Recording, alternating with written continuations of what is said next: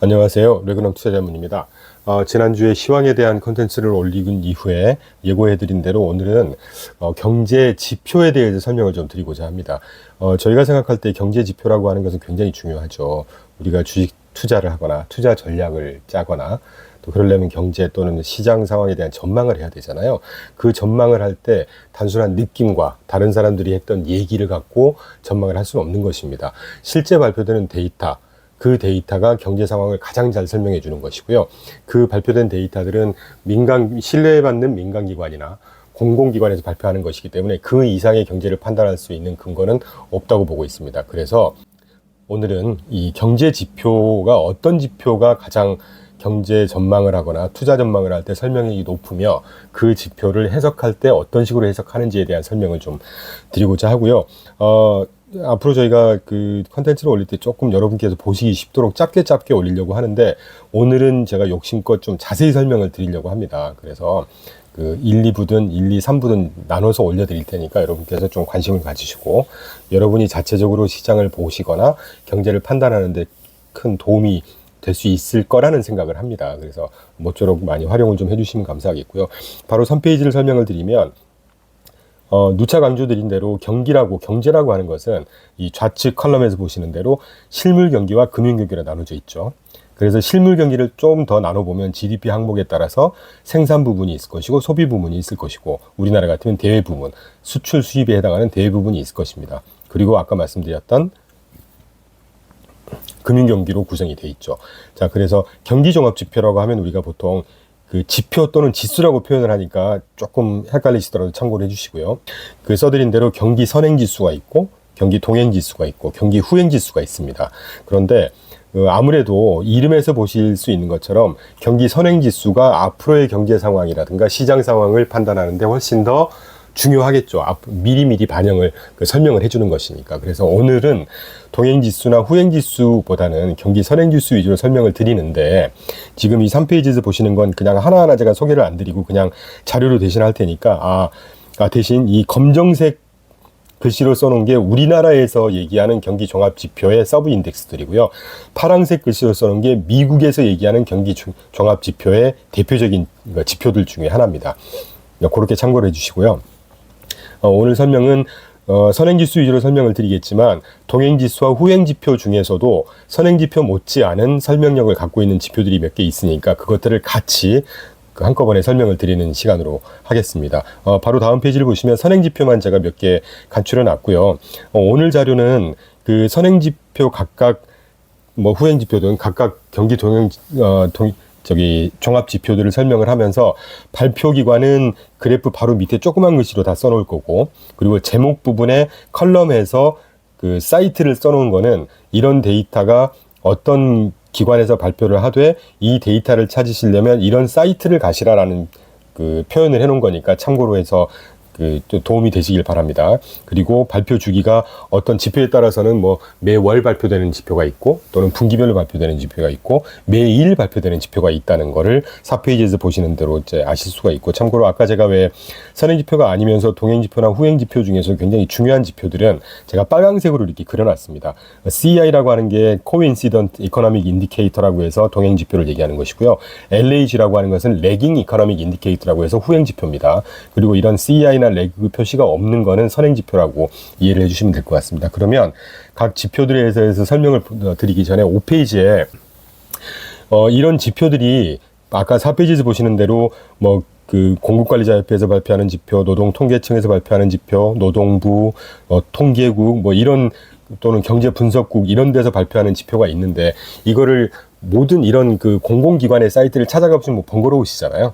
그래서 이 지표들을 한꺼번에 망라해서 발표하는 민간 사이트가 있고 또 공공 사이트가 있어요. 그 중에 대표적인 한 10개를 제가 추려놨습니다. 5페이지에서. 그래서 트레이딩 이코노믹스가 가장 대표적으로 아주 가장 종합적인 지표들을 한꺼번에 쭉 매달 또는 매분기 발표해주는 사이트니까 참고를 해주시고 그 이후에 블룸버그, 톰슨 로이터, 컨퍼런스 보드, 그 다음에 공공 사이트 중에서는 대표적인 게 프레드입니다. 이 프레드라고 하는 세인트루이스 연준에서 운영하고 있는 사이트에 들어가시면 웬만한 지표들은 다 망라가 되어 있으니까 손쉽게 여러분께서 그때그때 찾아서 참고하실 수 있는 사이트니까 참고를 해주시기 바라고요. 바로 그 지표들 먼저 설명을 한번 드리죠.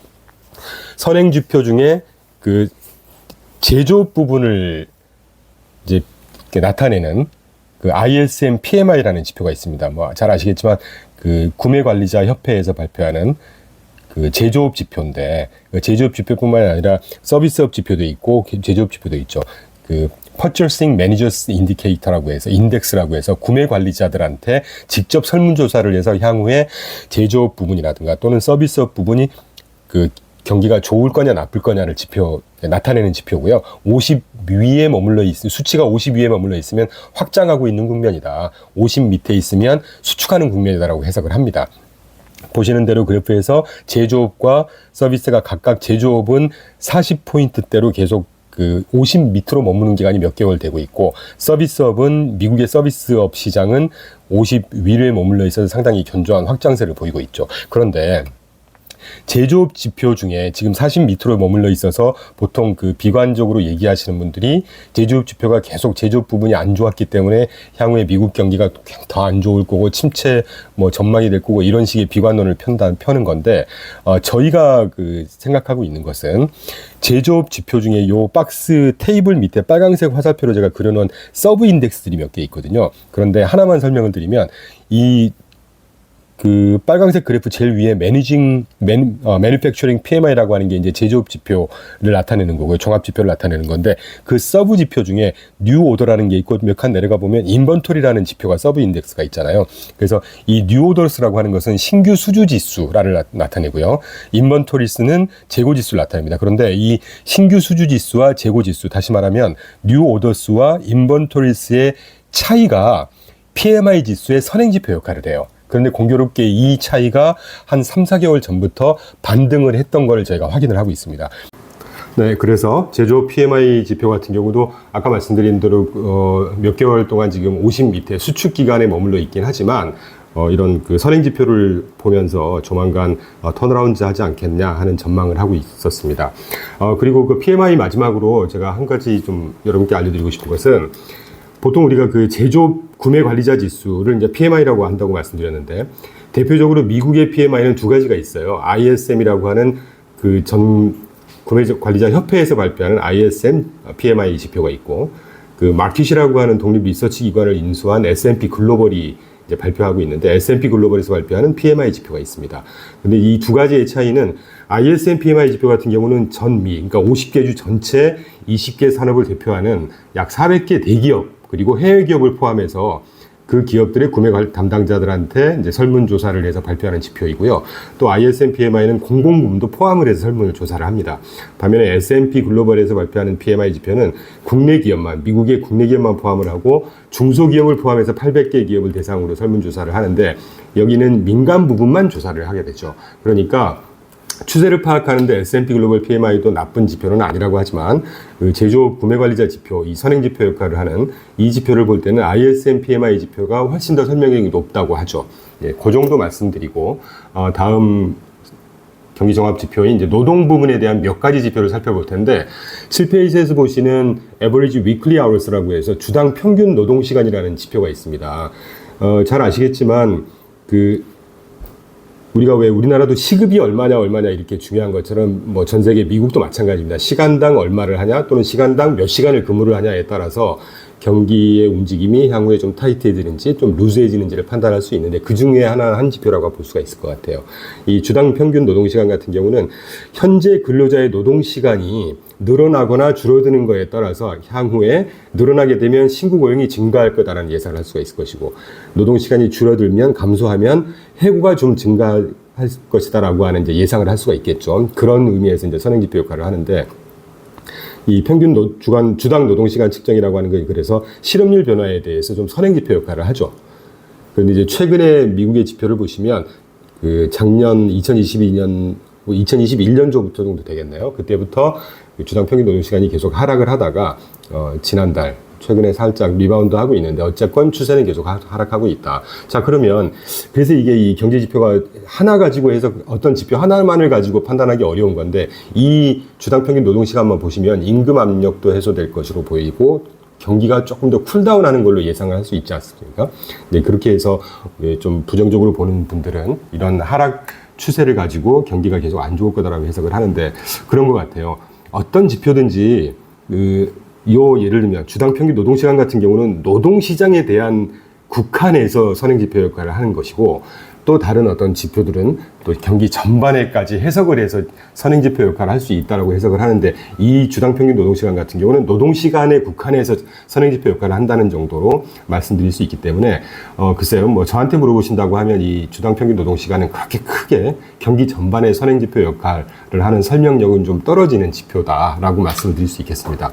그리고 그 다음 8페이지에 실업수당 청구 건수죠. 아마 여러분 뉴스나 보고서나 설명을 통해서 워낙 많이 들으셨을 겁니다. 이 Weekly Initial Jobless Claim이라고 해서 우리도 실직을 하거나 해고를 당하게 되면 그 노동청에 가서 실업수당을 청구하잖아요. 이제 그런 지표입니다. 이 두 가지 지금 그림을 그려놨는데, 그 주간으로 발표하는 지표이고요.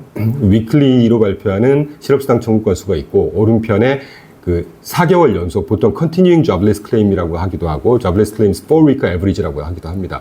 근데 이 두 가지 지표가 공이 계속해서 떨어지고 있다는 얘기는 뭐 잘 아시겠지만, 실업을 하거나 해고를 당한 사람들의 숫자가 계속해서 줄어들고 있다고 해석을 할 수 있겠죠. 뭐 당연한 거니까.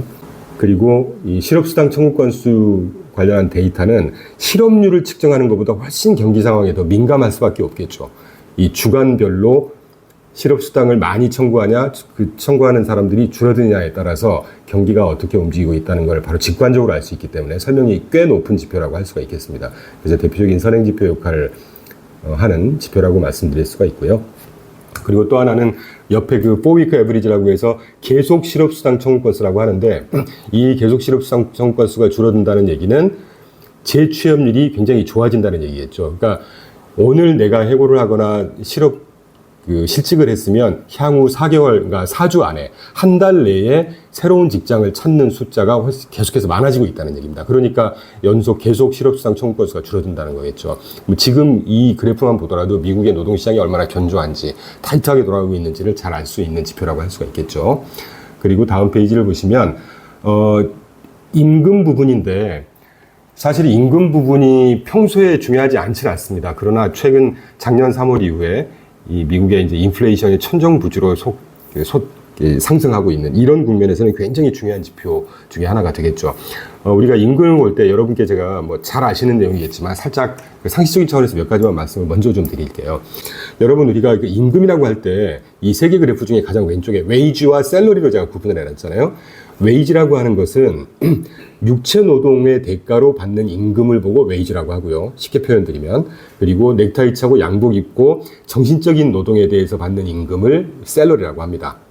네, 그 정도 참고해 주시고, 그 다음에 우리가 베니핏이라고 하는데 복리후생비라는 것도 있거든요. 그러니까 급여에 추가적으로, 부가적으로 지급되는 수당, 예를 들면 퇴직금, 통근버스비를 지원해주는 회사들도 있을 것이고, 간혹 보면 사원주택을 제공해준다거나, 그리고 하다못해 뭐 핸드폰 비용을 제공해준다거나, 그래서 근로자의 생활 수준을 향상시킴으로써 근무 효율성을 제고시키고, 그렇게 해서 이제 생산성을 늘리고 회사의 수익을 증가시키자고 하는 그런 그 수단 중에 하나인데, 그런 것들 여러 가지 복지 정책으로 지출되는 기업 입장에서의 비용을 베네핏이라고 하고요. 그 다음에 보너스는 뭐 상여금 잘 아실 겁니다. 계약된 급여 이외에 추가되는 보상금액이라고 하죠. 제가 왜 웨이지, 샐러리, 베네핏, 보너스를 설명을 드리냐면, 이 그래프 중에 가장 오른쪽에 인플로이먼트 코스트 인덱스, 고용비용 지수라는 게 굉장히 중요한 지표 중에 하나입니다. 참고로 2주 전에 그 제롬 파월이 향후에 페드에서 몇 가지 중요한 지표들을 계속해서 팔로우를 할 거다, 지켜볼 거다라고 하는 지표 중에 하나가 이 고용비용 지표거든요. 이 고용비용 지수가 샐러리와 베니핏과 보너스를 한꺼번에 믹스 총망라해서 발표하는 지표입니다. 그래서 최근같이 인플레이션 그 물가 수준이 하락을 할 때 또는 상승을 할 때 이 임금, 노동시장이 타이트해서, 노동시장이 타이트하다는 얘기는 임금 수준이 올라간다는 얘기잖아요. 그럼 그 추세를 우리가 미리 알 수 있는 아주 좋은 지표 중에, 중요한 지표 중에 하나죠. 그래서 설명을 좀 드렸고요. 바로 한번 대입을 해보죠. 가장 왼쪽에 웨이지 앤 샐러리 임금 상승률을 보시면 지난 3월 기준으로 해서 조금씩 상승을 하고 있습니다. 자, 그런데 앞선 페이지에서 말씀드렸지만 임금 상승률만 보면 임금이 상승하고 있으니까 물가 수준이 더 높아질 수 있고 압력이 높아지겠네 라고 해석을 할 수가 있죠. 그러니까 이런 오류를 범할 수가 있다는 얘기예요. 그래서 옆에 있는 가운데와 오른쪽 그래프 같은 걸 같이 파악을 해야 되는 것인데, 두 번째 가운데 시간당 평균 임금을 한번 보시죠. 시간당 평균 임금 같은 경우는 아까 왜 앞선 페이지에서 시간당 평균 노동 시간하고 좀 인라인한 그런 지표 중에 하나 아니겠습니까? 시간당 받는 임금 압력이 작년 중반 7월 즈음 기점으로 해서 계속해서 하락을 하고 있습니다. 동일선상으로 고용비용 지수 같은 경우도 작년 초부터였네요. 작년 한 2, 4분기 정도 돼 보이는데 그걸 꼭지 기점으로 해서 계속해서 하락을 하고 있죠. 그렇기 때문에 작년 중반, 가을 이후로 그 헤드라인 CPI 기준으로 미국 물가 지표가 소비자 물가 지수가 9.3%인가요? 그렇게 기억을 하는데 그 이후로 계속해서 하락하고 있는 것하고도 맥을 같이 한다고 할 수가 있겠습니다. 10페이지 실업률 관련한 것은 사실 경기 동행지수입니다. 선행지수는 아니고. 그렇지만 선행지수 못지않게 설명력이 크기 때문에 제가 설명을 좀 드리고자 해서 준비를 했고요. 실업률은 따로 설명을 안 드릴게요. 참고로 지금 현재 실업률, 미국의 실업률 3.6%입니다. 완전 고용 수준을 보통 나이루라는 개념이 있어요. 인플레이션을 유발하지 않는 완전 고용 수준이라는 게 나이루라는 개념인데 나이루를 보통 한 4% 정도 보거든요. 근데 그 나이루보다 낮은 실업률이 지금 3.6%라는 거니까 뭐 미국의 노동시장은 매우 견조한 상황이라고 할 수가 있겠죠. 이걸 또 하나, 자 그러면 실업률이 언젠간 분명히 폭등을 해서 미국 경기가 속된 표현으로 아주 박살이 날 거다 이런 해석들을 간혹 익스트림하게 또 해석을 합니다. 그러면 그거를 근거를 정확하게 대고 설명을 해야 되잖아요. 그 부정적인 논리를 어떻게 보면 저희가 반박을 하기 위해서 또 중요한 지표 중에 하나를 옆에를 제가 그려놨어요. 구인구직 지수라는 건데요. 용어가 이제 non-farm, 그러니까 비농업 분야, 도시 지역의 job opening이라고 하면 일자리가 지금 열려 있다는 거니까 구인을 나타내는 거고요. 하이어라는 건 고용이니까 노동자 입장에서는 구직을 나타내는 겁니다. 그런데 구인 구직 실제 숫자를 그 트레이딩 이코노믹스나 또는 프레드에서 이렇게 집계를 해서 계속 발표를 합니다. 오른쪽 그래프를 한번 보시면 파란색 숫자가 그 구인 숫자고요. 그 녹색 그래프가 구직 숫자거든요. 구인과 구직의 차이가 뭐 작은 그래프라서 좀 글씨라서 안 보이시겠지만 지금 현재 미국 전체적으로 지금 현재가 한 360만 명에서 한 400만 명 정도가 그 일자리가 남아 돌고 있다는 거예요. 참고로 우리가 보통 구인 대 구직 지수라는 게 있어요. 1대 지금 현재 미국이 1대 1.65 정도 되거든요. 연초에 1대 1.9 정도 갔다가 지금 1대 1.65로 떨어졌는데 그조차도 이 말이 무슨 말이냐면 한 사람 노동 일자리를 찾는 한 사람당 남아도는 일자리가 1.65개가 있다는 얘기입니다. 그런데 코로나 이전 평균 이 구인 구직 지수가 1.3 정도 됐었어요. 그러니까 그 일자리를 찾는 한 사람당 1.3개의 일자리가 남아돌고 있다면 지금 현재는 1.65개의 일자리가 남아돌고 있다는 얘기니까 아까 왜 그 이전 앞선 페이지에서 4주 연속 실업수당 청구 건수 하는 사람들이 4주 내에 실직을 한 이후에 재취업 상황이 굉장히 좋다는 거하고 맥을 같이 하죠. 이렇기 때문에 이 기본적인 360만 명에서 400만 명 정도의 남아도는 일자리가 채워지기 전까지는 이 실업률이 폭증을 하거나 그래서 경제 전반에 굉장히 안 좋은 영향을 미치거나 하는 공산이 굉장히 낮다는 얘기죠. 이렇게 해석을 할 수가 있는 겁니다.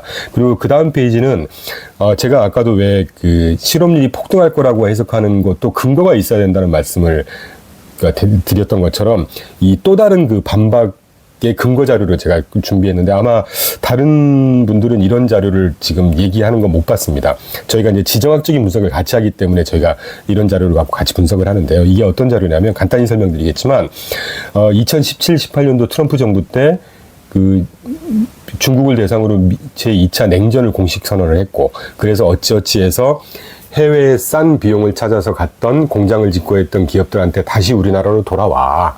메이크 아메리카 그레이트 어게인 해야 되고 세제 혜택도 주고 하면서 다시 우리나라에 와서 공장을 짓고 일자리를 늘려주면 혜택을 많이 줄게 해서 제조업 강국의 기반을 그때부터 계속 다지기 시작했거든요. 근데 실제로 아래 그 왼쪽 그래프에서 보시면 2010년 이후에 지금 2023년 1사분기까지 리쇼어링 이니셔티브라고 하는 그 비영리 공공단체가 있어요. 거기서 산출한 바에 따르면 리쇼어링과 FDI라고 해서 해외 외국인 직접 투자거든요. Foreign Direct Investment인데 뭐 잘 아시겠지만 우리나라 삼성전자, LG전자 이런 데가 미국 가서 공장 짓고 그러면 일자리가 생길 거 아니에요. 다 그런 효과입니다. 그래서 리쇼어링과 FDI로 촉발된 그래서 창출된 일자리 수가 실제 2010년부터 총 지금 170만 개 일자리가 새로 생겼다는 거예요. 물론 2017, 8년도 트럼프 정부가 본격적으로 리쇼어링을 시행을 했던 그 시기 전도 증가를 꾸준히 하지만 그 시기 2018년 이후 2019년도부터 보시면 거의 굉장히 빠른 속도로 폭증을 하고 있죠. 그래서 실제로 아까 말씀드렸던 일자리 찾는 사람과 그 사람을 찾는 구인 구직자 수가 1대 1.65 말씀드린 거하고 거기에 더해서 리쇼어링과 외국인 직접 투자로부터 창출된 일자리 수가 이렇게 많아진다는 것도 궤를 같이 하죠. 그래서 저희가 작년부터 여타 유튜브라든가 자체 유튜브를 통해서 고용 시장이 당장 뭐 악화되거나 이런 여지는 굉장히 낮아 보인다라고 하는 게 이런 근거를 갖고 말씀드리는 겁니다. 그리고 이제 역시 경기 후행 지표입니다. 레이버 프로덕티비티, 노동 생산성이라고 하는 것인데요. 여러분께서 저한테 여러 지표 중에 가장 중요한 지표가 뭐냐, 경제 성장에, 저는 단연코 노동 생산성이라고 생각하고 있어요. 저도 경제학을 공부한 사람이기 때문에 여러분 보통 인구 성장이 증가하는 국가가 경제 성장을 구가할 수 있다는 말씀 많이 들어보셨죠? 맞는 얘기입니다. 그런데 반은 맞고 반은 틀린 것이요. 인구가 성장한다고 해서 무조건 경제가 성장하진 않아요. 인구가 성장하면 이 노동 생산성, 다시 말하면 생산성이 증가할 수 있는 여건이 마련이 되기 때문에 그게 전제가 되면 경제 성장을 한다는 얘기입니다. 그래서 인구 성장보다 노동 생산성 향상이 경제 성장에는 훨씬 더 중요한 역할을 해요. 자, 그러면 미국 상황이 어떤지 한번 볼까요? 세계 그래프를 제가 그려드렸는데 왼쪽 그래프를 보시면 2022년도 이게 근데 이제 저는 개인적으로 노동 생산성이 매달 발표를 했으면 좋겠어요. 그래야 시장을 훨씬 더 근거 있게 판단을 더 정확하게 할 수 있으니까. 그런데 이 중요함에도 불구하고 노동 생산성이 분기마다 발표를 합니다. 그래서 작년 2022년 3분기를 저점으로 해서 4분기부터 계속해서 상승을 하고 있어요. 그런데 이번 2, 4분기 때 발표를 한 게 보시면 그 3.7% 가운데 그래프에서 작아서 안 보이시겠지만 프레드 데이터로 보면 3.7%만큼 거의 폭증까지는 아니지만 굉장히 큰 폭의 개선을 하고 있잖아요. 왼쪽 그래프와 좌측 그래프가 똑같은 겁니다.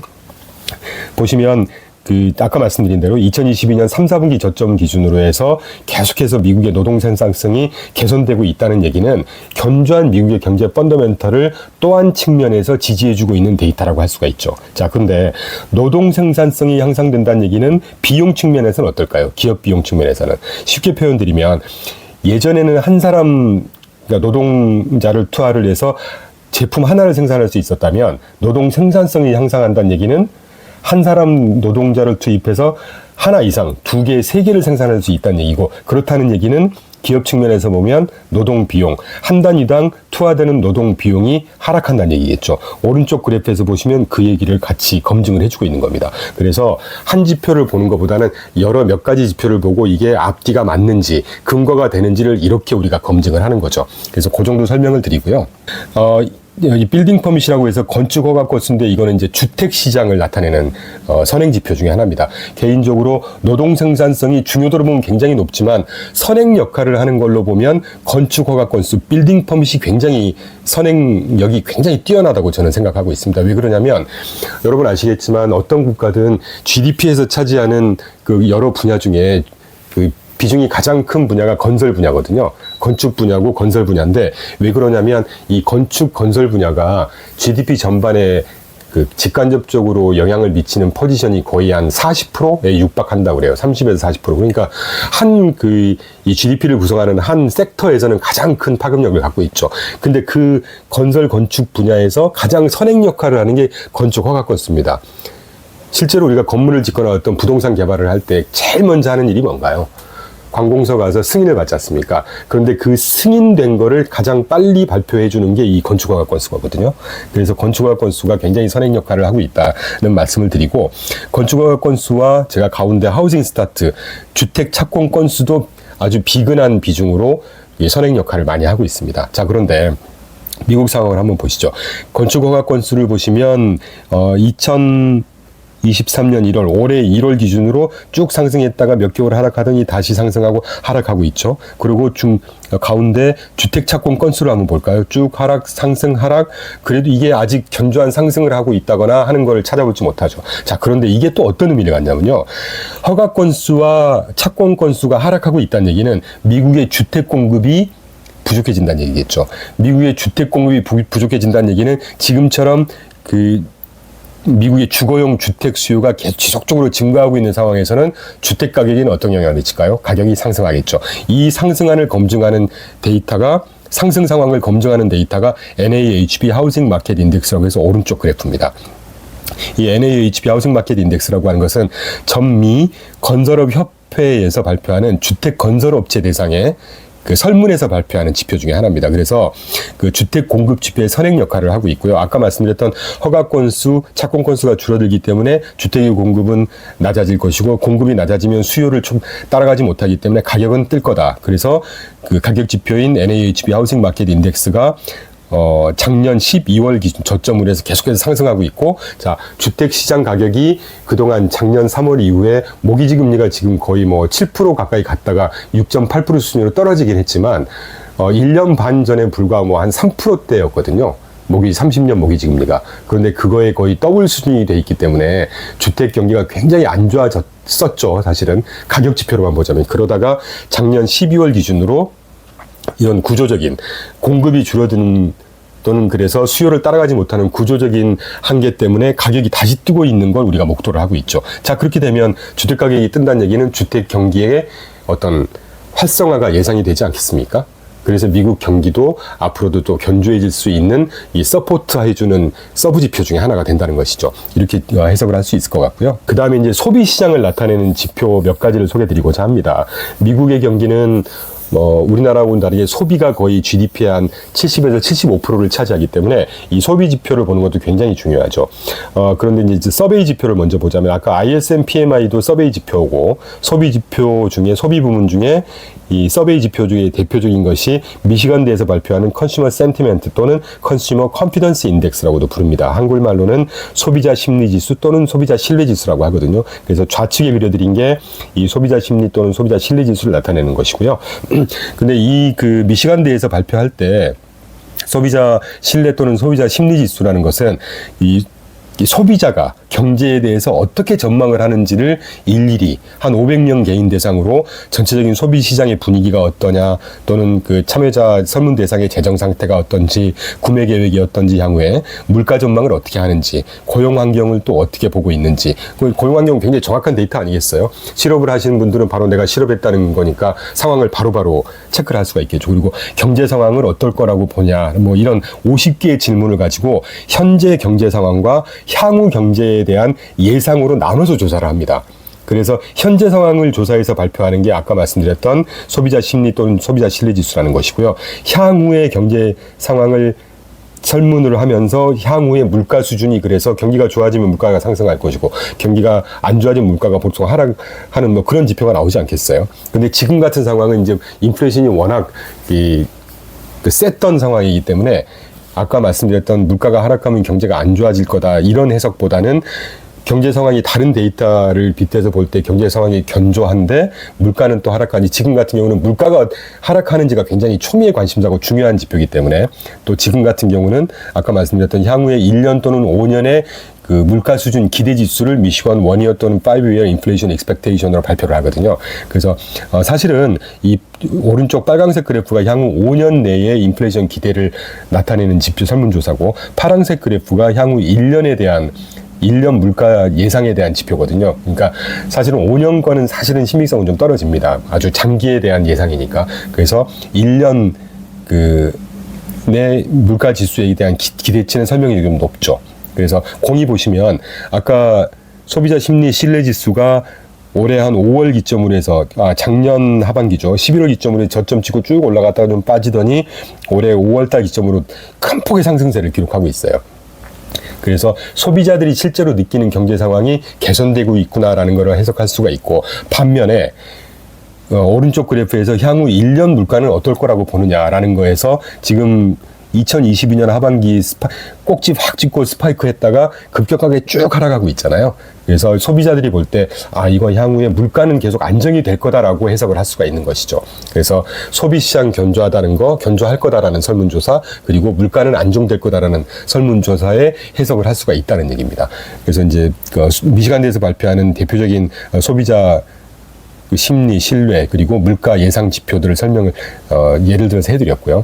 그리고 이제 소비 상황을, 그러니까 미국의 소비 시장 상황을 직관적으로 가장 잘 나타내는 대표 지수라고 한다면 경기 동행 지수 중에 소매 판매라는 게 있어요. 15페이지에 리테일 세일즈라고 해서 근데 리테일 세일즈는 그 같이 소개드릴 개인 소비 지출, 소비 관련된 지표들은 다 연율 기준으로도 발표를 하고 먼스라고 해서 매 월말 기준으로 월별로 변동이 어떤지를 발표를 합니다. 그런데 제가 오늘 소매 판매 리테일 세일즈를 먼스 데이터를 가져온 이유는 추세적으로는 뭐 그 하락 상승리도 중요하겠지만 최근처럼 이 연준이 긴축을 더 할 거냐 또는 완화할 거냐 또는 그거를 그 소비시장이나 고용시장을 보고 결정을 할 때 이 단기적으로 매월이 어떻게 움직이는지를 훨씬 더 좀 중요하게 봐야 되는 부분이기 때문에 지금 월간 데이터를 가져왔고요. 참고로 왼쪽 그래프에서 가장 최근 지지난주로 발표했죠. 리테일 세일즈 그 발표한 지표가 월간으로 0.2% 상승했거든요. 그럼 이제 0.2% 상승을 어떻게 할 거냐? 어떻게 해석을 할 거냐? 과거의 몇 개월째를 보시면 소매 판매가 마이너스로 축소됐던 기간이 있을 것이고 플러스로 조금씩 성장하는 이게 보여주고 있잖아요. 0.2%라는 거 하는 것은 결론부터 말씀드리면 만약에 전달 0.5%보다 더 높은 상승률을 기록했으면 이게 소매 판매가 너무 심해서 물가가 쉽게 떨어지지 않을 거다라고 하는 과열된 경제. 그래서 늘상 여러분 아시는 대로 그 연준에서는 더 긴축하는 스탠스로 가겠다라는 해석을 같이 했을 겁니다. 그래서 그날 아마 시장이 폭락했을 텐데 그날 시장은 견조했거든요. 왜냐? 0.2%라고 하는 것은 마이너스면 침체니까 더 안 좋아서 하락. 근데 전달 0.5%도 높았으면 과열이니까 긴축으로 하락했을 텐데 0.2%는 딱 그 긴축과 완화의 가운데 영역에서 적당한 어떻게 보면 골디라스 영역인데 과하지도 않고 심하지도 않은 정도의 성장을 보여주고 있었다는 것이죠. 그래서 그렇게 해석을 할 수가 있고 그리고 이제 이 소매 판매보다 저는 개인적으로 소비 부문을 훨씬 더 잘 설명하는 지표가 뭐냐라고 물어보신다면 저는 단연코 개인 소비 지출이라고 보고 있습니다. 개인 소비 지출을 설명을 드리기 전에 개인 소비 지출과 소매 판매의 차이점을 좀 설명을 드리고 싶어요. 소매 판매라고 하는 것은 그 기업들, 그러니까 소매점 예를 들면 대형마트, 편의점 등의 이제 소매 전문점에서 판매하는 그러니까 기업들이 판매하는 판매 대상 제품의 판매 실적을 갖고 집계하는 거고요. 개인 소비 지출이라고 하는 것은 그렇기 때문에 소매 판매 같은 경우는 그 미국 소비 전체 75% GDP에서 차지한 것 중에 한 30% 정도밖에 설명력이 없습니다. 중요한 지표임에도 불구하고. 반면에 개인 소비 지출이라고 하는 것은 Personal Consumption Expenditure라고 하는데요. 이거는 미국 개인이 소비한 모든 영역에 걸쳐서 실제 데이터를 집계를 합니다. 그러니까 쉽게 말씀드리면 미국인이 쓴 돈의 총액을 나타내는 것이죠. 그러니까 페드가 가장 중요시하는 지표 중에 하나예요. 그래서 아까 말씀드린 대로 저보고 이 미국의 소비 시장을 가장 후행이든 동행이든 선행이든 선행력은 좀 떨어질 수는 있겠지만 이 소비가 얼마나 탄탄하고 견조한지를 얼마나 정확하게 설명하는 지표가 뭐냐라고 했을 때는 단연코 저는 개인 소비 지출이라고 보고 있죠. 실제로 오른쪽 그래프에서 빨간색 그래프가 아까 설명드린 소매 판매 리테일 세일즈를 나타내는 누적 총액 그래프고요. 파란색 그래프가 개인 소비 지출 PCE 그래프인데 실제 소매 판매는 좀 들쭉날쭉합니다. 아까 오른쪽 왼쪽 그래프에서도 월별로 보면 이렇게 떨어졌다가 올라갔다 마이너스 플러스 이렇게 반복을 하는 것처럼. 그런데 PCE 같은 경우는 물론 얘도 왔다 갔다 하긴 하겠지만 중장기 트렌드를 보시면 아주 견조하게 상승을 계속하고 있죠. 그렇기 때문에 아까도 제가 다른 그래프를 빗대서 설명드렸지만 작년 하반기 이후에 저희가 올해 미국 경기를 전망을 할 때 생각보다 견조할 거고 오더라도 슬로우 다운 정도 될 거다라고 하는 확신을 갖고 여러분께 말씀드렸던 그런 배경이 되는 그래프 중에 하나고 그런 데이터라고 말씀을 드릴 수가 있겠습니다. 네, 16페이지부터는 금융 부분에서 경제 선행지표 역할을 하는 지표 몇 개를 살펴보겠습니다. 첫 번째로 가장 중요한 장단기 금리차라고 하는 것인데요. 이 장단기 금리차는 내포하는 의미가 여러 가지입니다. 그래서 몇 가지를 좀 설명을 드릴 텐데 첫 번째로 여러분께서 좀 인식하셔야 될 것이 우리가 보통 단기 채권에 투자할 때보다 만기가 더 긴 채권에 투자할 때 이자를 더 많이 받겠죠. 당연한 겁니다. 그 기간 프리미엄이라는 것도 있는 것이고 그러니까. 근데 그러다 보니까 이 장단기 금리차는 당연히 플러스 우상향을 해야 되는 것이거든요. 긴 채권에서 짧은 채권의 금리를 뺀 거니까. 그런데 이 왼쪽 그래프에서 보시는 것처럼 장단기 금리차가 0 이하로 떨어져 있으면 역전이 되는 겁니다. 그러니까 장기금리에서 단기금리를 뺀 게 단기금리가 더 높을 경우에는 마이너스가 나올 테니까. 그런데 이제 이 부분이 경기 침체가 반드시 올 거다라고 하는 어떤 저희가 볼 때 좀 근거 없는 그 논리가 형성이 되는데, 첫 번째 이유는요. 여러분 그 보통 이 산업 경제 구조에서 경기가 돌아가는, 쉽게 말하면 기업들이 기업 활동을 하는데 수혈 역할을 하는 유동성, 다시 말하면 자금, 돈이겠죠. 그 자금을 융통해주고 제공해주는 역할을 어디가 합니까? 은행권이 하죠. 근데 은행의 수익 구조는 기본적으로 뭔가요?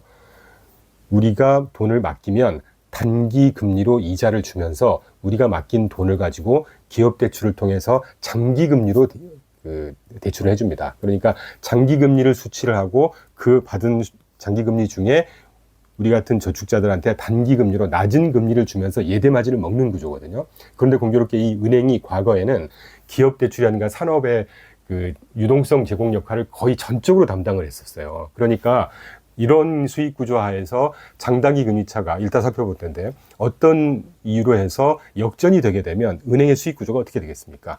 받을 금리가 낮아지고 오히려 장기 금리가 낮아지고 내줘야 되는 단기 금리가 더 비싸지면 수익이 역마진이 나겠죠. 이러기 때문에 그 금융권의 어떤 수익의 악영향이 산업에 악영향을 주면서 연결이 되게 되고, 그렇게 되니까 경기 침체가 오더라라고 하는 게 과거에는 패턴이 그랬습니다. 그런데 최근에는 아까 말씀드렸던 대로 그 경제의 어떤 유동성을 제공해주는 전적인 역할을 했던 금융권이 이제는 모르겠어요. 통계적인 자료는 없지만 그 유동성 제공해주는 역할의 비중이라는 것이 굉장히 많이 낮아졌습니다. 왠고하니 저도 뭐 근무를 했었지만 증권회사라든가 자산운용회사들에서 그 프라이빗 뎃 펀드, 프라이빗 에쿼티, 뭐 사모상품 많이 들어보셨잖아요. 여러분께서 흔히 접하실 수 있는 바로 그 기업들한테 자금을 바로 대출해 줄 수 있는 은행권이 아닌 자본시장에서 대출해 줄 수 있는 이런 그 상품이 펀드라는 게 있습니다. 사모펀드라든가 뭐 이런 펀드들인데, 그런 펀드들이 굉장히 많이 이 자금을 제공해 주는 역할을 쉐어를 많이 가져왔기 때문에 과거처럼 은행의 역마진이 낮다고 해서 이 경제 산업 쪽에 악영향이 클 거다라고 하는 건 약간 억측이라는 말씀을 꼭 좀 드리고 싶고요. 그리고 과거하고 펀더멘털이 다른 두 번째 이유는 은행들의 유보금이라든가, 다시 말하면 그 뭐 예상치 못한 어떤 위기가 발생을 했을 때 필요한 자금을 미리 좀 준비해 두는 뭐 충당금이라든가 이런 것들이 굉장히 충분한 상황입니다. 특히 미국 같은 경우는 기업 상황이라든가 가계 상황, 뭐 은행권 할 거 없이 국가가 나서서 이 채산성이라든가 재무 건전성을 굉장히 강하게 타이트하게 관리를 했기 때문에 뭐 SVB 은행 같은 이런 문제가 다소 생긴다고 해도 금융권 전반에 걸친 어떤 금융 시스템의 위기로 번진다든가 경기가 푹 가라앉는 체질이 굉장히 안 좋아진다든가 하는 그런 공사는 굉장히 적다고 할 수 있겠죠. 그리고 세 번째가 지난 3월 달에 실리콘밸리 은행 경우에서 보셨듯이 3월 15일 날인가요? SVB 은행이 파산 선고를 하자마자 이틀 있다가 일요일 날 바이든 대통령이 예금자 전액 보호를 다 해주겠다.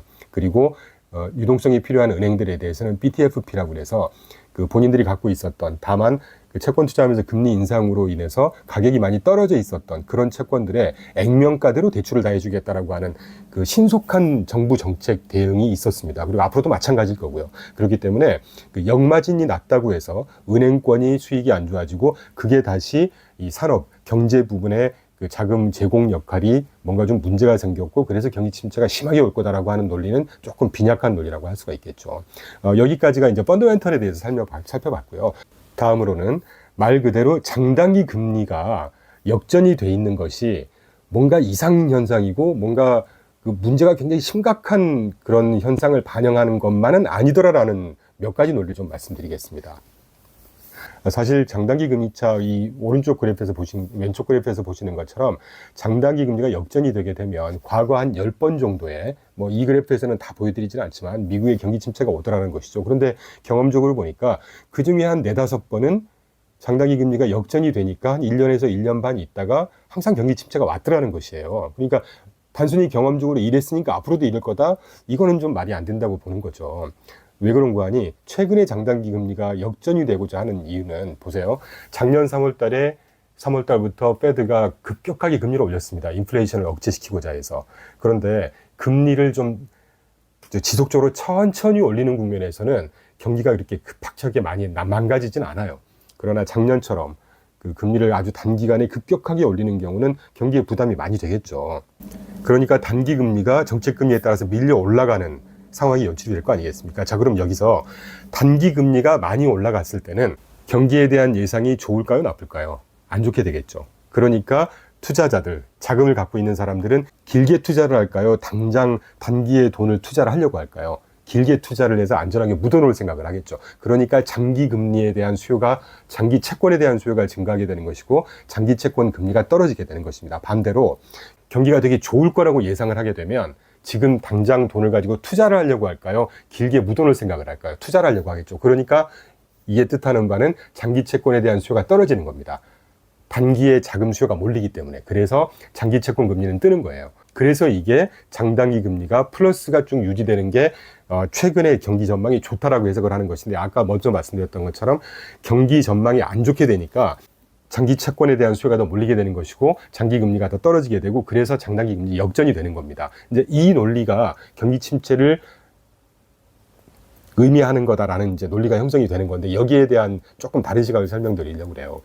아까 설명드린 대로 작년 3월 달에 정책 금리가 급격하게 올라갔습니다. 그래서 단기 금리가 밀려 올라갔죠. 뭐 당연한 거겠죠. 그런데 장기 금리 수요하고는 상관없이 이 장기 금리라는 것도 경기 전망에 의해서 영향도 받지만 그 정책 금리 수준에 의해서 밀려 올라가는 측면도 분명히 있습니다. 그러다 보니까 1년 반 전만 해도 10년물 지표 금리가 0.25% 수준에서 작년 중반 몇 프로까지 올랐을까요? 뭐 한 3%, 4% 가까이 10년물 금리가 밀려 올라간 거 아니겠습니까? 그러면 전 세계 투자자들 입장에서 한번 생각을 해보시자고요. 전 세계 투자자들 입장에서 가장 안전한 나라, 가장 안전한 나라에서 발행하는 가장 안전한 금융상품 중에 채권.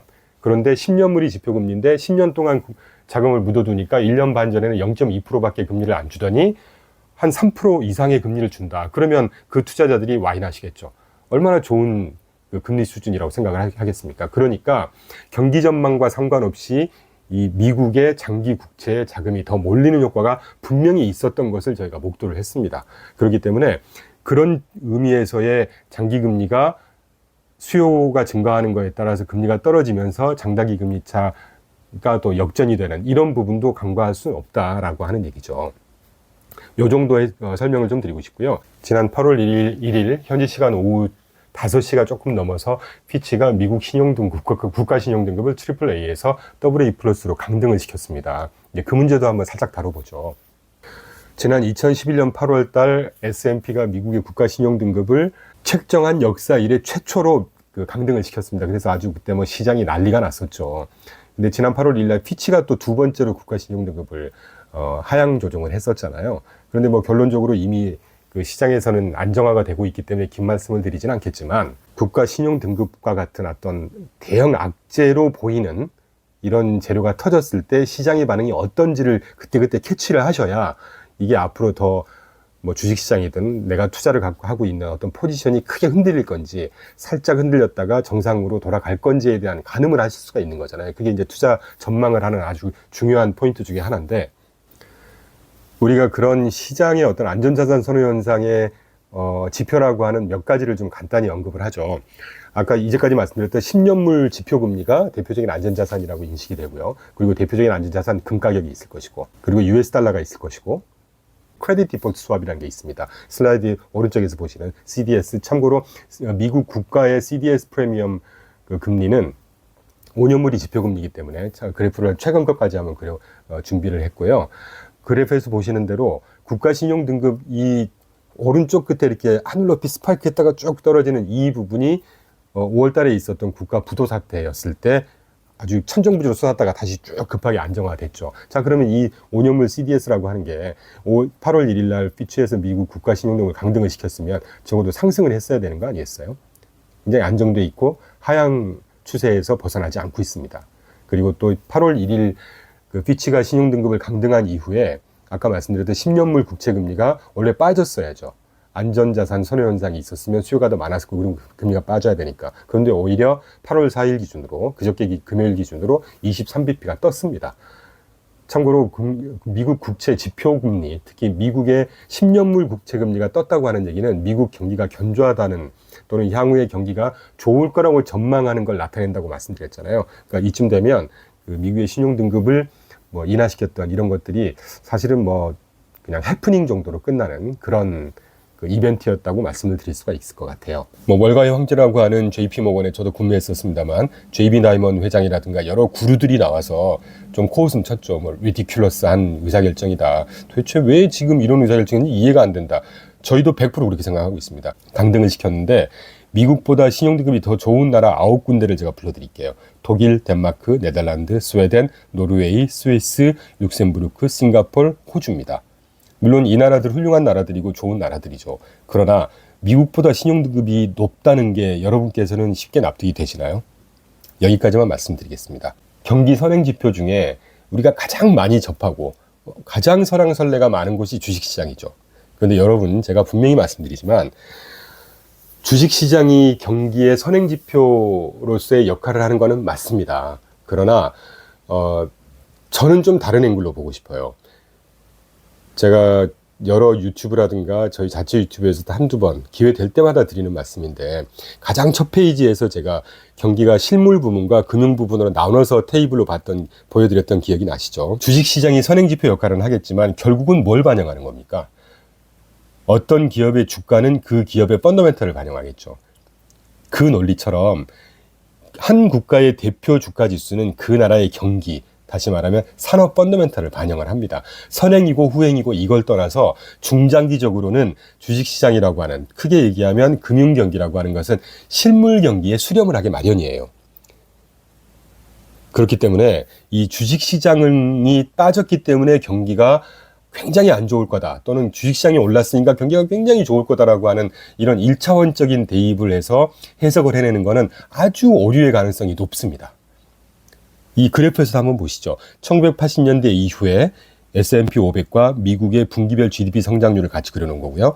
2000년 이후에 S&P 500 주가지수와 미국 분기별 GDP 성장률을 보여준 겁니다. 앞선 여러 개 그래프에서 어떤 트렌드 또는 이렇기 때문에 다른 검증하는 그래프가 과연 이렇게 되는구나, 이런 논리가 성립이 된다고 보시나요?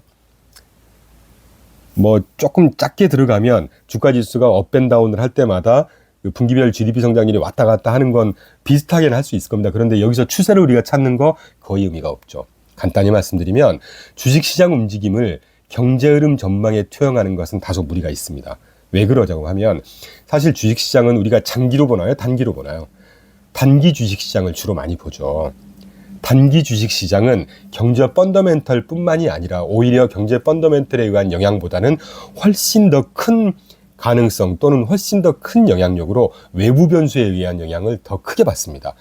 뭐 쉽게 말하면 투자 심리라든가 뭐 단기 호재 또는 악재, 그리고 유동성의 변수.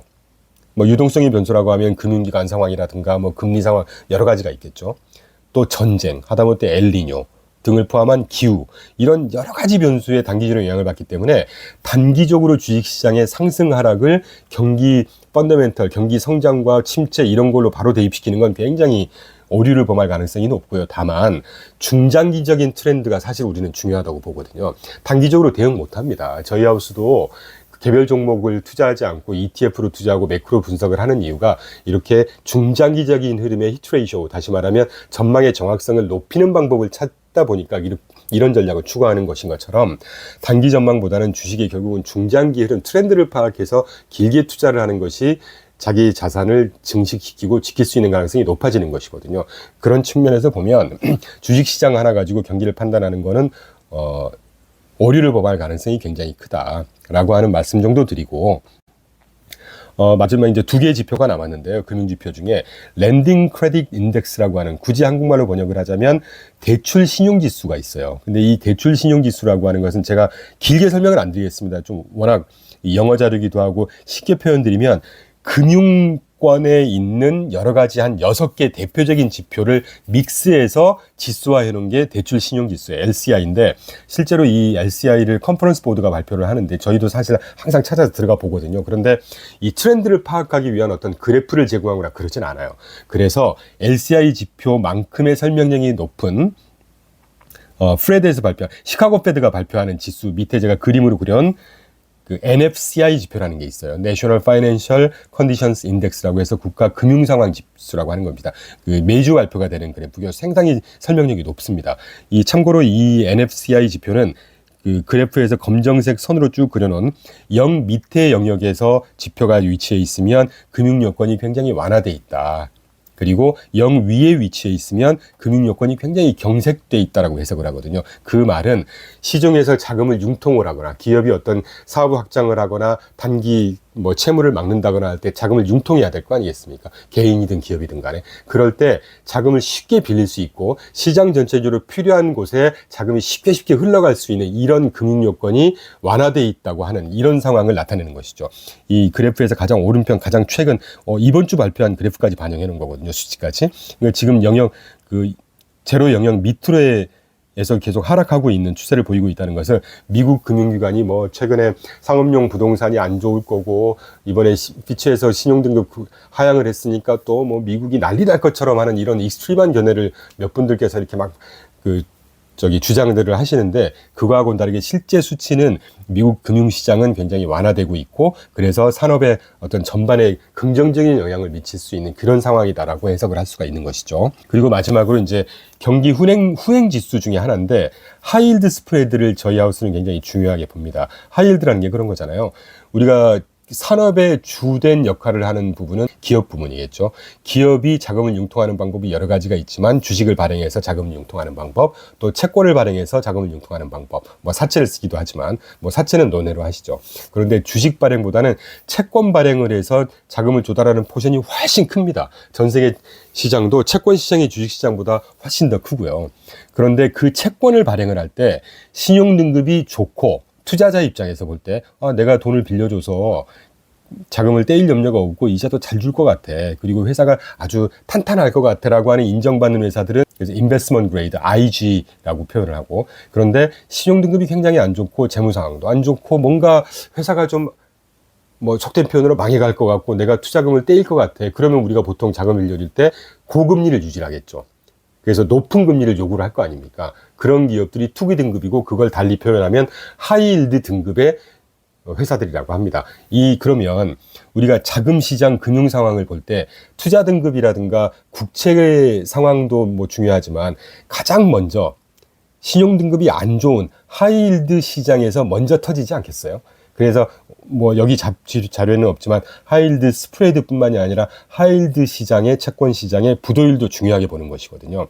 참고로서 한번 말씀드렸고요. 자, 그러면 미국 상황을 지금 보시자는 거죠. 이번 주까지 발표한 그래프를 보시면 이 8월 1일 현재 미국의 하이힐드 스프레드가 3.82, 다시 말하면 382bp로 계속해서 하락을 하고 있습니다. 이 말은 신용등급이 안 좋고 자금 융통하기가 까다로운 회사들이 자금을 융통할 때 금리를 국채금리 대비해서 3.82%만 더 얹어줘도 자금을 쉽게 조달할 수 있을 만큼 금융시장 여건이 완화되고 양호한 상황이라는 얘기입니다. 이렇게 해석을 하시면 될 것 같아요. 그래서 여기까지 그 경기 종합지수 중에 경기 선행지수를 중심으로 해서 동행지수, 그 다음에 후행지표 중에서도 굉장히 설명력이 높고 중요한 지표 몇 가지를 제가 쭉 설명을 드리면서 지금 현재 미국 경기 상황을 간접적으로 해석을 하는 시간을 좀 가져봤고요. 마지막으로 자료를 많이 보시는 분들께서는 이런 의구심을 가지실 수 있을 거예요. 20페이지 자료를 준비했는데 최근에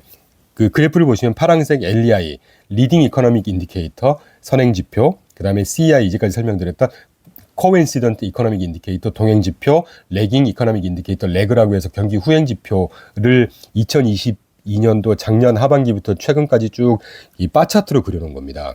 후행지표는 그닥 뭐 설명력이 높지 않기 때문에 논외로 하고요. 그래프 빨간색 동행지표는 그래도 꾸준하게 상향을 조정이 되고 있어요. 상승을 하고 있는데 반면에 선행지표, 이래서 이제 이 선행지표를 가지고 경기가 침체될 거다, 안 좋을 거다라는 해석들을 많이 하지만 파란색 선행지표는 계속 하락을 하고 있죠. 그런데 모르겠어요. 저희가 무조건 좋게만 해석하고자 하진 않습니다. 저는 아주 객관적으로 그거를 냉철하게 분석을 하고 해석하고 그래서 전망을 해서 투자 포지션을 잡아가는 걸 지향을 하고 있거든요. 그런 차원이라는 걸 여러분께서 이해해 주시고 최근에 동행지표는 괜찮은데 선행지표가 안 좋은 것이 무작정 경기에 대한 부정적인 전망을 할 꼭 그런 상황이냐라고 하는 거에 대한 논리를 제가 옆에 한 4가지를 써놨거든요. 지금 미국 경기를 전반적으로 보면 제가 아까 설명드릴 때 지정학적인 분석을 같이 병행을 한다고 했지 않습니까? 굉장히 중요하다고 생각하고 있습니다. 첫 번째, 최근에 동행지표와 다르게 선행지표가 조금 안 좋은 지표를 보여드리고 있는 이유 중에 하나는 아까도 언급됐지만 작년 3월부터 천정부지로 치솟는 급격하게 치솟는 인플레이션을 잡기 위해서 페드가 거의 전례 없는 70년대 초중반에 1, 2차 오일 쇼크를 겪고 70년대 후반과 80년대 초반에 하이퍼 인플레이션을 겪습니다. 그래서 그때 실업률 10% 가까이 창고를 했었던 아주 경기가 안 좋았던 상황이 있었거든요. 그때 폴 볼커가 이 하이퍼 인플레이션을 잡기 위해서 정책 금리를 자그마치 19%까지 상승을 시켜요. 그 80년대 초반 경우를 제외하면 전례 없는 속도와 폭으로 정책 금리를 급격하게 인상을 시킨, 그렇게 되면 아무리 통화정책 견조한 경기 펀더멘탈이라고 하더라도 통화정책의 영향력이 확대될 수밖에 없지 않습니까? 경기 펀더멘탈은 에도 불구하고 탄탄했다는 걸 이제까지 보여드렸기 때문에 길게 설명을 안 드리겠지만, 경기 선행지수 중에 아까 왜 우리가 장다기 금리차를 포함해서 금융여건지수부터 신용지표 이런 몇 가지 통화정책의 영향을 받는 선행지표 몇 가지를 봤잖아요. 금융지표를. 그런데 이 통화정책이 워낙 단기에 강한 영향력, 강한 긴축을 구가를 했기 때문에 선행지표 중에 금융지표들, 대표적으로 장당기 금리차 같은 경우는 아까 보셨던 대로 굉장히 딥한 역전을 보이고 있어요. 거기에 대한 해석은 제가 별도로 했기 때문에 따로 설명을 다시 드리진 않겠지만, 그렇기 때문에 이 강한 긴축 통화정책의 영향이 장단기 금리차에 반영이 되고 선행지표의 서브지표로 장단기 금리차가 들어갈 거 아닙니까? 그럼 영향 미치는 변수가 상대적으로 높겠죠. 그래서 실제 경제 펀더멘털 데이터를 조금 왜곡시켜서 선행지표가 좀 하락하게 보이는 영향이 없지 않아 분명히 있을 것이라는 생각을 하고 있고, 반면에 선행지표가 지금 제대로 반영을 못하는 한 두세 가지는 제조업 부분이 생각외로 PMI가 지금 제조업 PMI 지표가 50 이하로 머무르고 있긴 하지만 제조업 부분 기반이 아주 개선되는 징후들이 몇 개 보이고 있습니다.